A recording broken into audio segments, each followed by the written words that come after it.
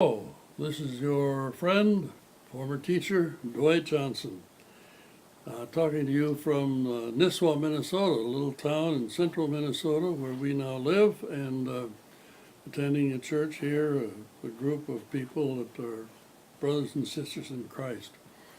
As I think many of you know, my wife and children and I returned to this part of the world in 1976.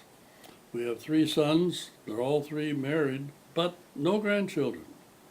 Sometimes I tell people I'm not old enough for that yet, but anyway. From 1976 to about 1994 or 5, I and my wife served 2 small churches, a total of 18 years, churches in this area. Then I retired officially, and shortly after that was invited to serve as the visitation pastor at a large church in a town nearby. So I served in that capacity on a part-time basis for about 8 years. In 2001, right after the infamous 9/11, we moved to this town of Nisswa, where I really grew up, a little resort town, and we've been living here ever since. After we moved here, a new church was started.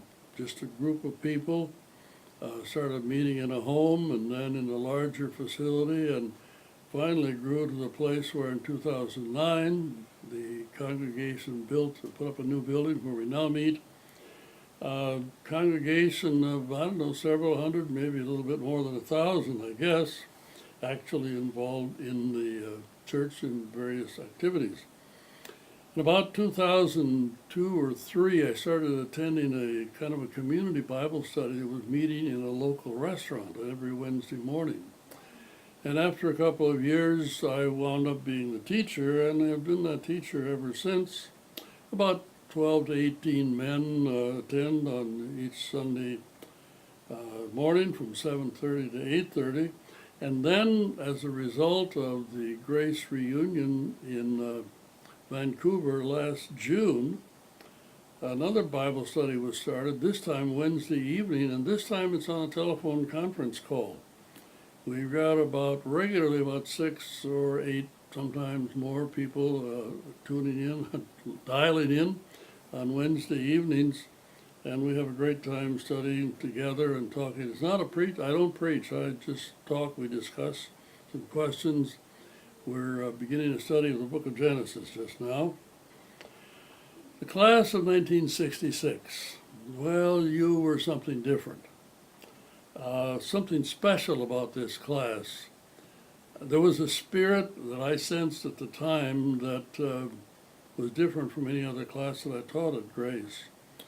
I remember when we left at the end of the school year, 1966, to come back to the States, and somebody, I'm not sure who it was, brought a photo album to the airport to see us off and gave us that photo album of the 2 sections of the class, individual shots, and that's a very special memory we still have.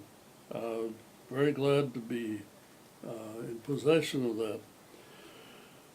This is a unique situation for me as an American teaching Philippine economics to Chinese students. But that's the way it worked out.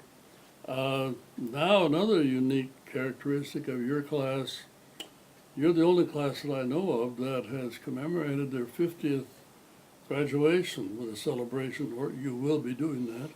You're doing that as you watch this video. It's a unique situation. But here's something I'd like to suggest to you to consider. God, the God that we worship, the God of the Bible, the only real God, the only true God there is, Jehovah, has unlimited power, unlimited wisdom, and unlimited love. Consider the potential for evil if these 3 are unbalanced. Somebody